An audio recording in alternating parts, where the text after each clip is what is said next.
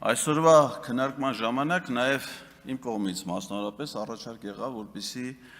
օրենքի նախագծի հեղինակը կառավարությունը հետ վերցնի նախագիծը եւ այն ավելի հանգամանալից քննարկման առարկա դարձնելու համար։ Դա հիմնավորվում էր նաև դրանով, որ ընդհանրապես օրենքի նախագծերը պետք է ազգային ժողովում նախնական քննության առնեն համապատասխան մշտական հանձնաժողովներում։ Եվ քանի որ ազգային ժողովի մեր աշխատանքները չի կազմակերպում կանոնակարգին համապատասխան,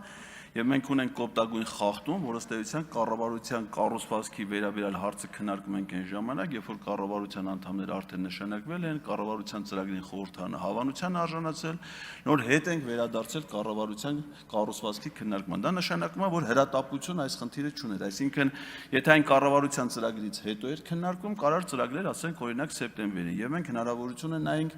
այս հարցը, այս փաթեթը, որի մեջ ինչպես նշվեց կա նաև սահմանադրական օրենք, քննարկվել հանձնաժողովներում, մենք հնարավորություն ունենք մանրամասն կերպով անդրադառնալ եւ մեր առաջարկներին ուժեղ Հայաստանի, որը վերաբերում էր նախարարությունների ստեղծմանը եւ կառուցվածքային այլ փոփոխությունների, նախարարությունների անվանումներին, բայց սա ցույց է տալի, թե ինչ մշակույթ է առհասարակ ձևավորվել Հայաստանում խորհրդարանական գործունեության համար։